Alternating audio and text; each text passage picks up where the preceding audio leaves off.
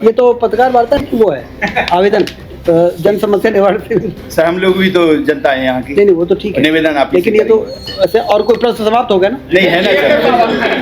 अब आपको यदि कोई प्रश्न करना है तो आप अपने सवाल करें।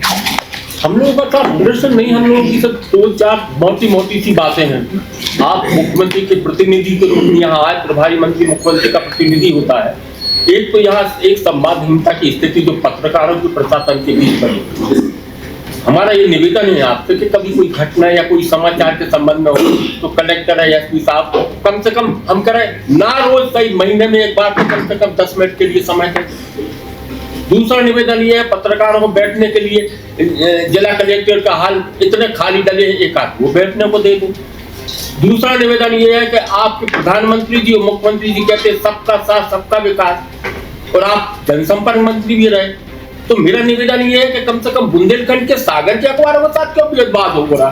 चंद बड़े अखबारों को आपने विज्ञापन दिए, बाकी छोड़ दिया, आपके सबका साथ सबका विकास। तो ये दोहरी नीति कैसे चाल चलन चेहरा की स्थिति हो रही। तीसरी बात हमारे पत्रकार साथियों पे चौथी ये कि हमारे पत्रकार साथी कम से कम 1 दर्जन पत्रकार साथियों के खिलाफ FIR दर्ज, उनकी जांच करा ले। नहीं कर सकते, कोर्ट में केस दर्ज खात्मा नहीं कर सकते, कोर्ट में ला दे, न्यायालय से निपट लेंगे। ये 4-5 छोटी बातें हैं। और हमारे मित्र को अगर कहना चाहे तो कैसे ये दिखवाल है मुकदमे वाले, जो मुकदमे अनावश्यक पेंडिंग है और खत्म हो सकते हैं तो उसको खत्म करना चाहिए। ये सुशासन की पहचान है। जिस प्रकार जिस प्रकार हाँ शिक्षा विभाग में कह रही थी अनुकंपा जो फाइलें रखी थी वो 3 कमरे रखे थे भरे हुए, उसको बुलडोजर से हटा दिया। क्या वो आपराधिक दृष्टि नहीं आती? उसमें कुछ करेंगे क्या?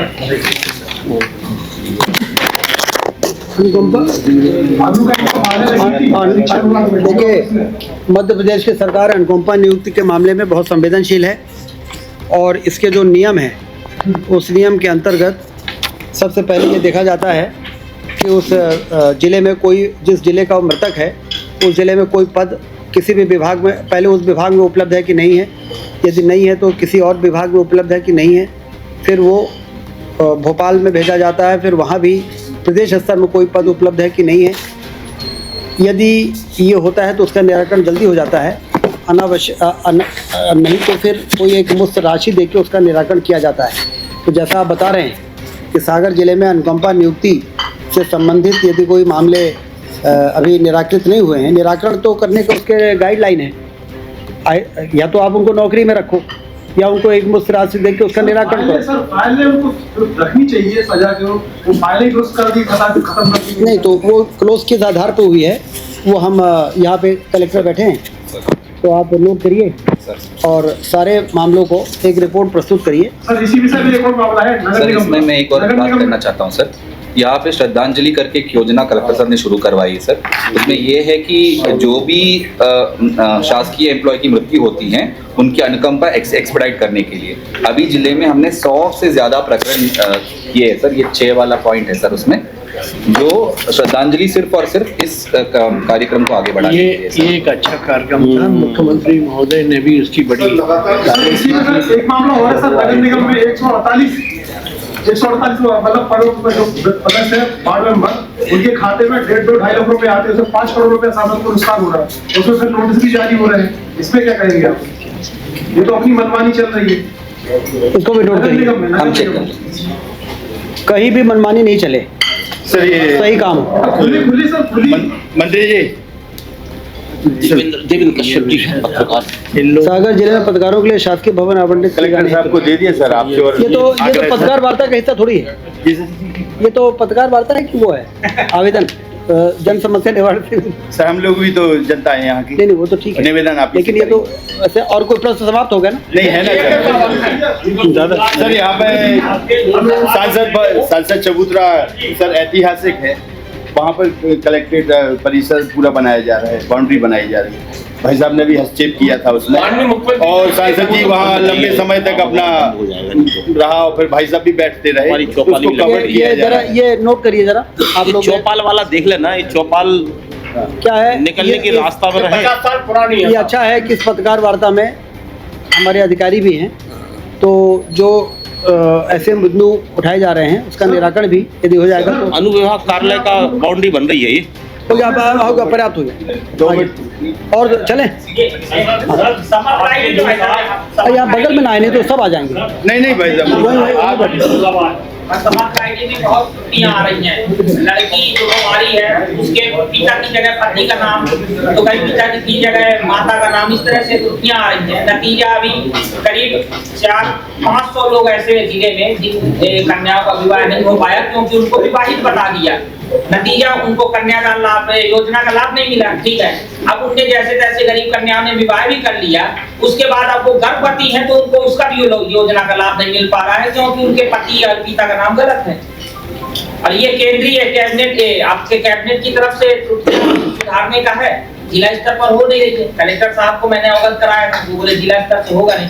तो सर इसको दिखवा लीजिए, बहुत सी कन्याएं और लड़कियां परेशान हो रही हैं, गर्भवती हैं, सर योजना का लाभ ही नहीं मिल पा रहा है।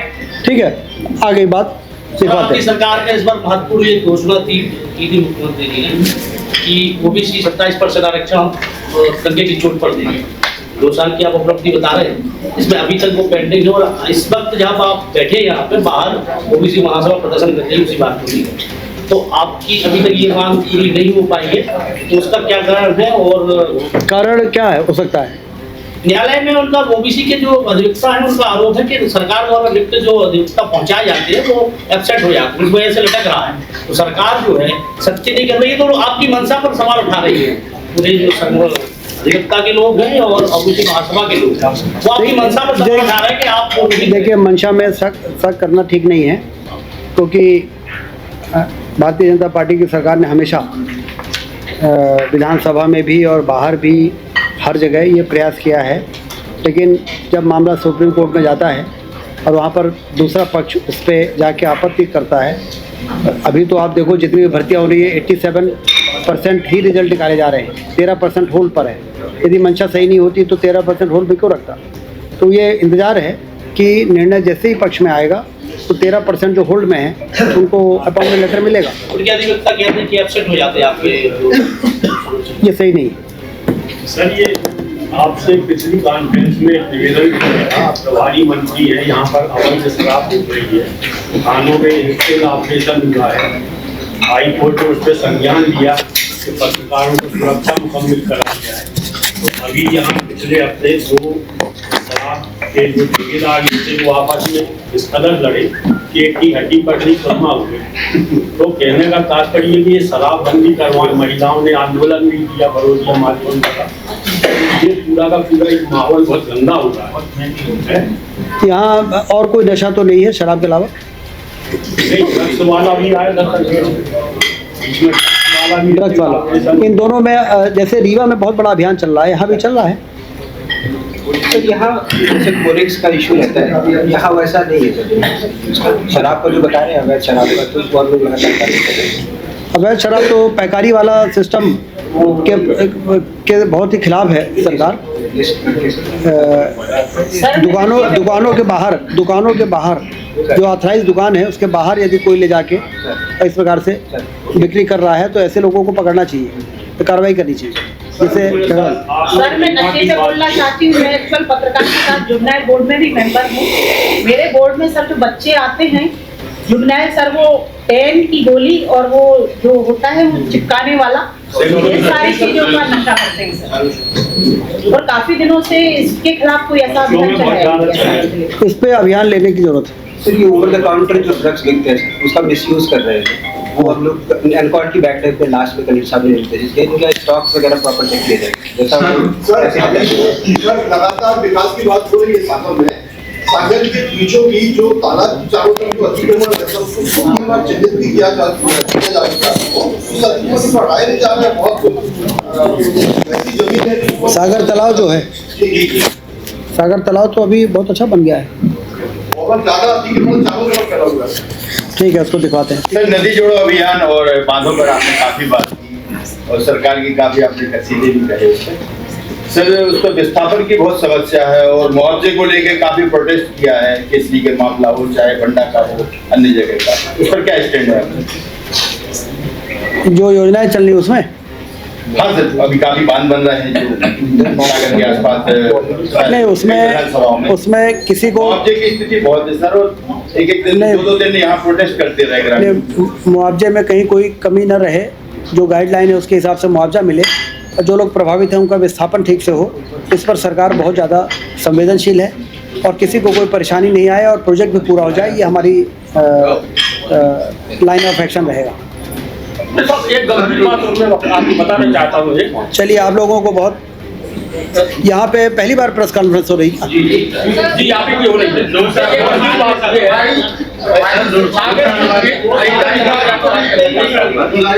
यहाँ पे राजघाट बहुत बड़ी डैम है, वो क्या रहा है, सागर तालाब की दुर्गति हुई है, क्या है जमा हो रही है,